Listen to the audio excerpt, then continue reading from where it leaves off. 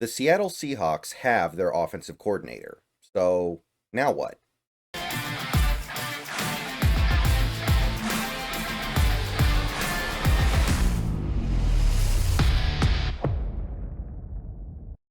What's going on, everybody? Good morning. It is Monday. We've got the Super Bowl matchup. We are less than 2 weeks away from the Super Bowl.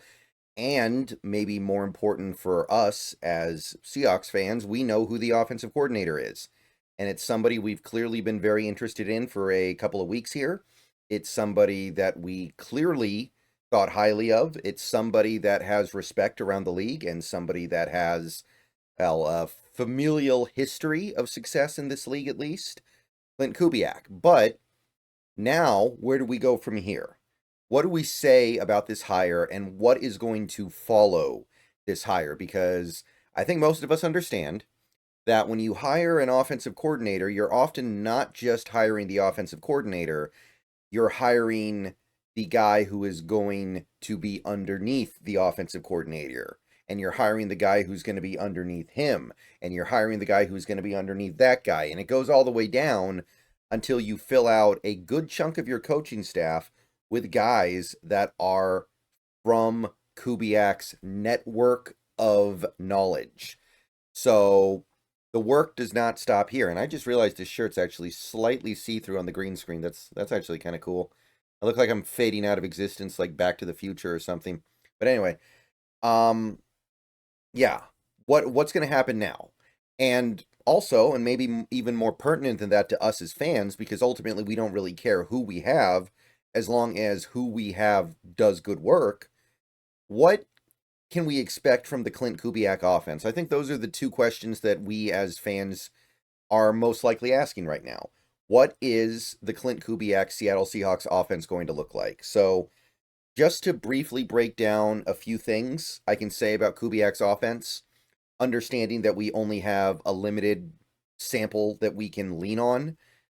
If you look back at the Saints last year, before Derek Carr got hurt, and I am going to mostly just refer to that. I am not going to try to judge Klint Kubiak's offense when he has rookie Spencer Rattler or Jake Haener at quarterback. And honestly, it's tough to judge him even with Derek Carr because Derek Carr is not very good. And even outside of Derek Carr, the Saints had a ton of injuries. So trying to say that Klint Kubiak does this, that, or the other thing when he's coaching on a really bad team with, by the midpoint of the season, no real talent, that's tough to judge. So yeah, let's talk about Kubiak's offense a bit. Last year with the Saints, and again, I want to stress, he was coaching the talent that he had, so there's no guarantee things are going to be the same here. He was a big fan of going under center. He went under center about 2/3 of the time. The Saints were in the weeks before Derek Carr got hurt. I read that they were in under center formation twice for every one time they were in shotgun. So it seems like he has a particular taste. He likes to go under center, which I think makes a pretty good deal of sense. Now, when he's under center, he likes to pass and throw and run the ball at about league average rates. It's in line with what you see from any other team in the league. His pass rate when he is in shotgun is quite high. It's much higher than the average. But that's also, I think, to be somewhat expected. Especially, we have to remember, after the first 2 games of the year, the Saints were bad. So they were probably throwing the ball a little bit more out of shotgun because when they were in shotgun, they were behind and they were trying to come back. And there were some of those games where they were way behind. Things got pretty ugly for the Saints as the year went on. And when he was able to get ahead in those first 2 games, when the offense was playing amazing, when they looked like they might be the best offense in the league for the first 2 games, he got up under center. So that seems to be a thing that he likes. Now, again, we're talking about a limited sample size, and we are talking about a team that was extreme, right? They were extremely good the first 2 weeks, and then they kind of reverted back to being just bad for the rest of the season for the most part. So gleaning too much from that is probably a mistake, but it's a good place to start. He was also a pretty big fan of play action. He utilized play action more than the average. I think the percent I saw was about 15.5%, which is higher than Grubb. We have had seasons in recent history where we've done play action more, but it's a pretty good rate. So these things that on a systematic level bothered me about the offense last year, the falling in love with shotgun, being way too predictable at a shotgun versus how you were under center, and lack of play action seem like they're going to go away. It seems like he's balanced from under center, which Grubb was not. It seems like he is capable of being balanced out of shotgun, although he doesn't seem like he's a big fan of running out of shotgun. I've seen some people theorize that maybe we're going to adapt a little bit of a pistol formation to try to give us some ability to run the ball without fully going under center and to just add another wrinkle. But regardless, I like all that. So that would be my early take on the Klint Kubiak offense. We know the basics about it, right? It's a West Coast scheme. We know it's a West Coast scheme. We know that it's going to have some commonalities with what his father did, but you can't keep the same offense across decades and expect it to still work, so it is going to have plenty of his own variations on it. But those are the things that stick out to me. Loves to go under center, runs the ball and throws the ball at good rates from under center. Not a big fan of shotgun. When he does go shotgun, threw it a lot, uses a lot of play action.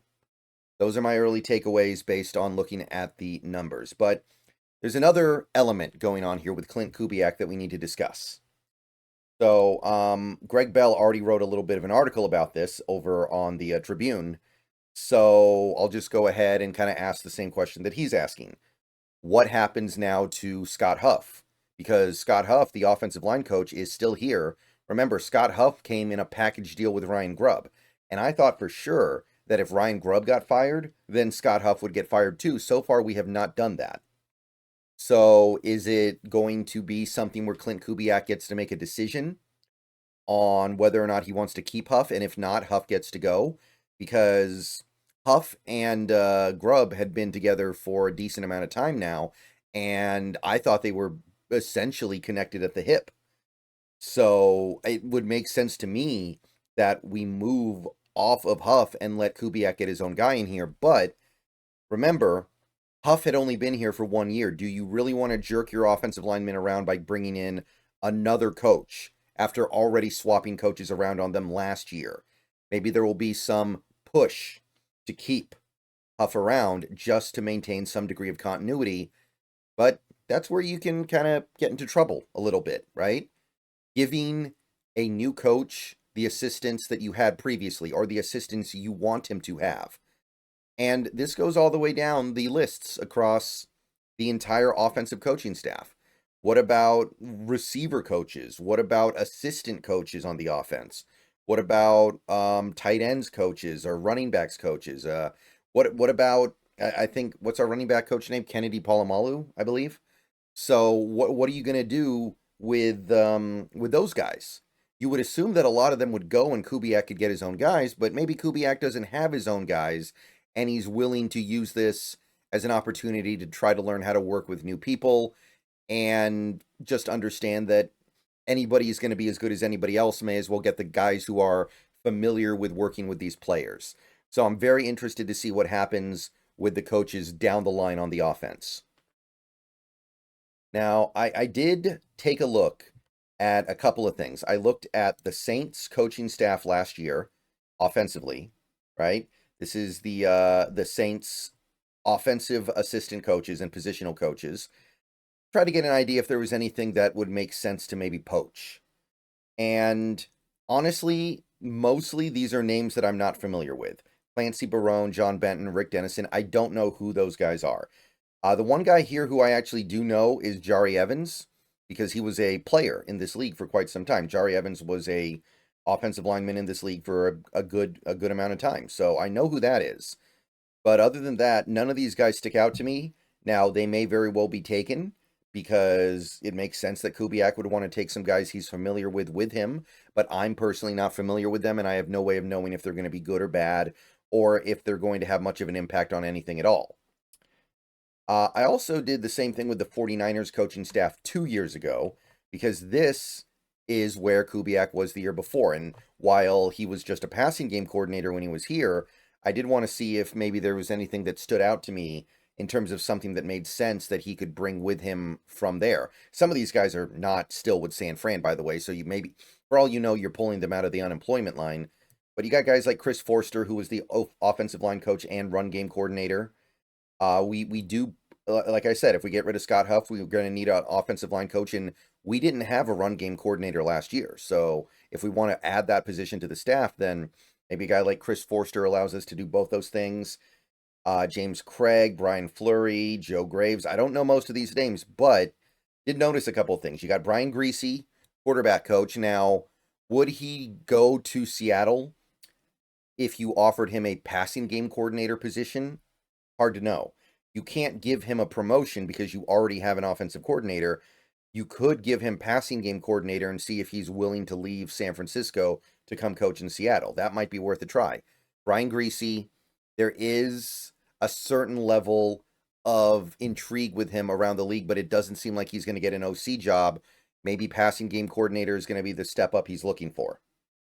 So that's an interesting idea. Leonard Hankerson. We got Klint Kubiak. Now that's a fun one. So another Kubiak was the assistant QB coach under Brian Greasy.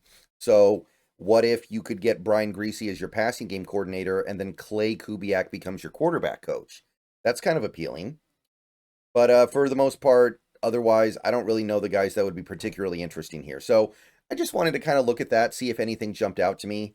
And there is a little bit, right? There is a little bit of stuff that might be fun to at least theorize you bring on as assistants under Kubiak. All right, that's what I have right now. That's what I can say about Kubiak. I'll see you guys later. Go Hawks. Let me know what you think.